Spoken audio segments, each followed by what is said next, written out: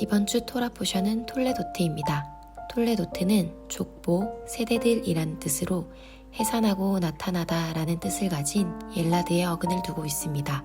낳고, 기르고, 유업을 이어받아서 살고 죽고의 반복을 통해 예수께서 이 땅에 오시는 일을 이루게 됩니다.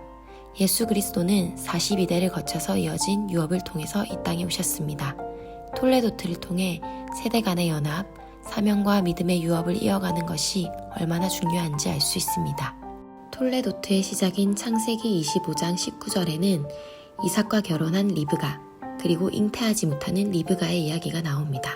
아브라함 때부터 믿음의 계보를 이어가는 데 있어 나타나는 패턴 두 가지가 있습니다. 그중 첫 번째가 불임입니다.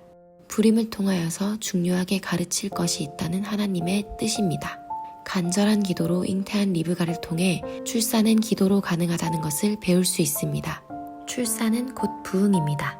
부흥은 하야, 생명이 있게 하고 생명을 존재하게 하고 생명이 흐르게 하는 것입니다. 이삭과 리브가의 간절한 기도를 통해 태가 열리는 모습이 창세기 25장 21절에 나옵니다. 태가 막혀 생명이 흐르지 못하자 기도로 생명이 흐르게 합니다. 그러자 부흥이 열리고 잉태하게 됩니다. 리브가는 마지막 때의 교회의 모습을 상징적으로 나타내는 인물입니다. 리브가의 모습을 통해 기도로 생명이 흐르게 하는 것, 이것이 마지막 때의 교회의 우선순위임을 알 수 있습니다. 마지막 때에 태가 막히지 않게 하는 것, 부흥하게 하는 핵심적인 가치는 간절한 기도입니다. 그런 의미에서 기도의 집은 마지막 때의 부흥의 근원과 통로이자 곧 부흥의 집이라고도 할 수 있습니다. 패턴 두 번째는 장자권입니다. 창세기 25장 23절에는 리브가가 받은 예언이 기록되어 있습니다. 하나님께서 리브가에게 두 국민이 내 태중에 있다고 말씀하십니다.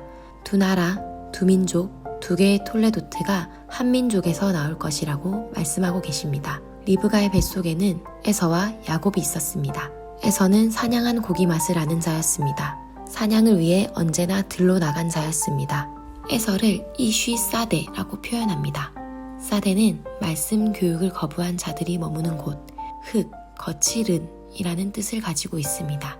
이는 곧 하나님의 보호와 관리 밖에 있음을 뜻합니다. 그와 반대로 야곱은 언제나 장막에 머무는 자였습니다.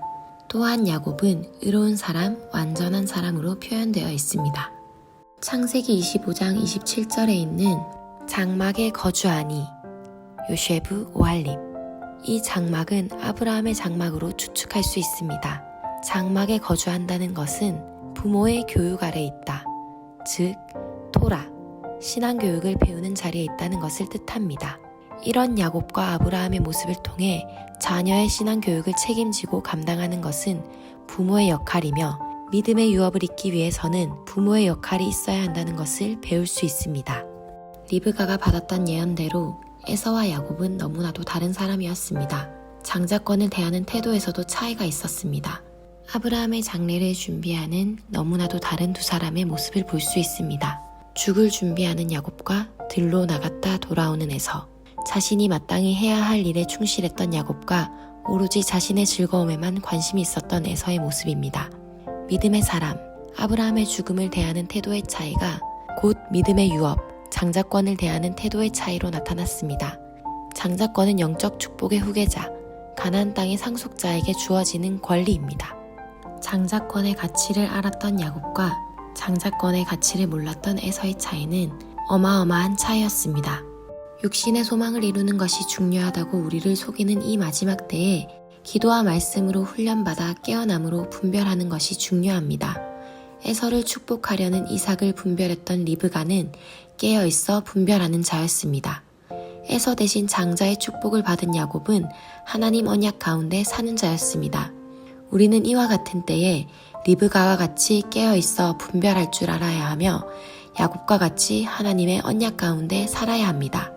하나님께서는 세상보다 하늘의 것을 더욱더 갈망하도록 장자권을 가진 교회와 성도들로 깨어나고 일어나도록 오늘도 우리를 흔들고 계십니다.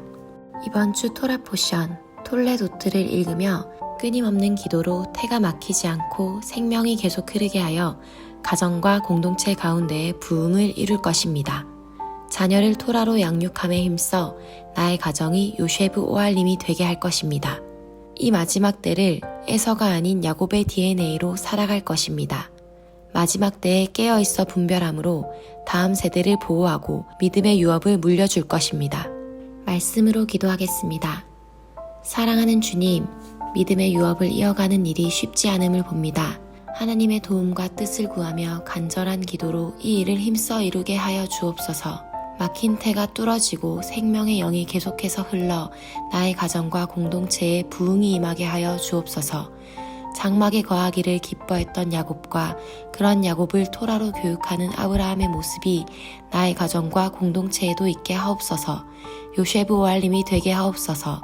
오직 기도와 말씀으로 자녀를 양육하고 믿음의 유업을 물려줌으로 마지막 때에 자녀를 보호할 수 있는 믿음의 어미가 되게 하옵소서.